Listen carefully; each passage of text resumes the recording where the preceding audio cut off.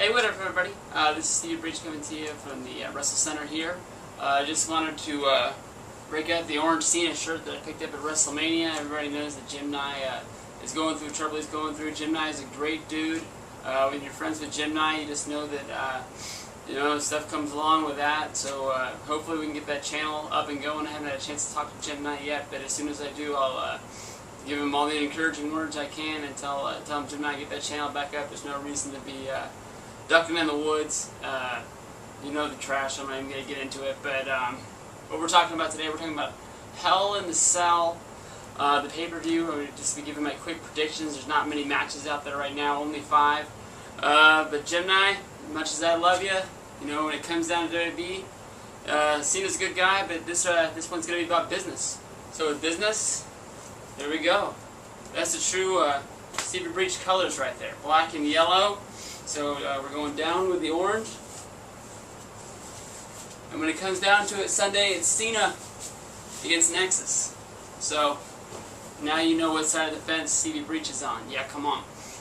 Right here we got the Women's Championship match. We're going to be going a little Michelle McCool against Natalya.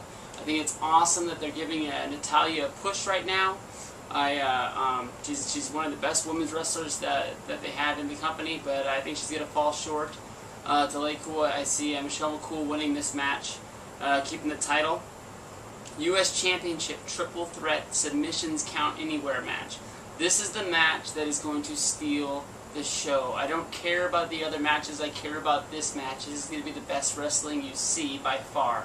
You have John Morrison, who, according to what I know, he doesn't have a lot of submission moves in his arsenal, but he'll bust something out. And you got Miz, and then you got the King of Submissions, Daniel Bryan.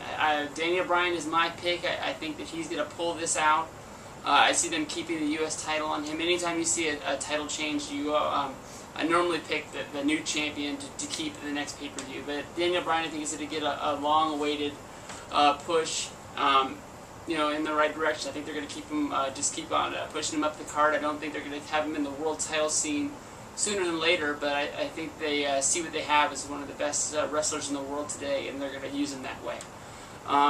You have the WWE Championship, Randy Orton against Sheamus in the Hell in the Cell match. I pray to God that Sheamus keeps the title. Randy Orton does not need the title for his character right now as a face. He needs to be on the chase. He had the crowd at SummerSlam in the palm of his hand. They cheered him doing anything and everything out there. And the second they put the gold on him, it was just, forgotten about. People are going to start to remember how boring he is as the champion. And I don't like Randy Orton with the belt that much myself. I like him when he was a heel, having the belt, because he went on that 9-month run last year with the title, and everybody was just waiting to see who was going to be the guy that finally got to kick Randy Orton's ass, because you knew it was coming, and so that's why you're buying the pay-per-views every month. Damn, I want to talk about Cena last, but the main event's going to be Kane against Taker, so let's just talk about it's John Cena against Wade Barrett, a normal one-on-one match. If Nexus interferes, you know all the trash, you know all the stipulations in there. So basically, we're just getting down to Wade Barrett against John Cena. Where they're going to go from here is if Cena wins, the Nexus implodes. They're done forever. If Cena loses, he has to join Nexus. I believe at this time there's more. There's more in the storyline of Cena joining Nexus than them breaking up Nexus. If Nexus busts up, you're going to have one main eventer in Wade Barrett, who's at the top of the card. He's going to be like the low card main eventer, and then you've got a whole bunch of superstars wrestlers, the mid card wrestlers in there. And I think these guys get a better push from being in the group as a group as a whole. Their main event status broken up. You got one main eventer, and you got a whole lot of superstars guys battling out there. So for my pick, I want to pick John Cena because I want to be right, but in my heart, Nexus is going to win this match. The one scenario that I drew up, you have to go back to 3 weeks ago on Monday Night Raw for no reason at all. Black Cena, Darren Young came out there during the main event, talking about he's the missing link in Nexus. They never should have kicked him out. Then we never saw him again. I think that was just to get his name out there. People remember about him. He is not a part of Nexus. They kicked him out at the first Raw show after SummerSlam. So if he interferes in this match, he's not a part of Nexus. Nexus won't lose. If he wants to get back into Nexus, if he wants to catch Wade Barrett's eyes to let him back in, I think he's going to come in and he's going to do the interfering. I think he's going to be the one that helps Barrett win. I think he'll rejoin Nexus. They'll have the one guy in Nexus that's able to take the fall on the house shows. The one guy that that gets the rub from being in Nexus, but also is the one guy that can make everybody else look good by him taking the pin in the matches. So that's my dream scenario. And right here, what's going to burn the house down, what everybody's ordering the show for, Kane versus Undertaker, Hell in the Cell.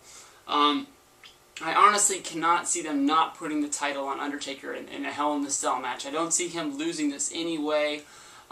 With him rejoining forces with Paul Bearer, the power of the urn, Undertaker has his forces back. He had a great showing on the SmackDown with CM Punk. There's just no way what this does to Kane versus Taker. I have no idea where they go from here. I would love to see somebody else get the shot. I don't really want to see Kane and Taker go one more time. But then again, you probably need them to go one more time so you could have your top SmackDown guys involved in the bragging rights match that's going to happen. That I also saw. There's a lot of SmackDown versus Raw interaction on this show, and also on the last show on Raw.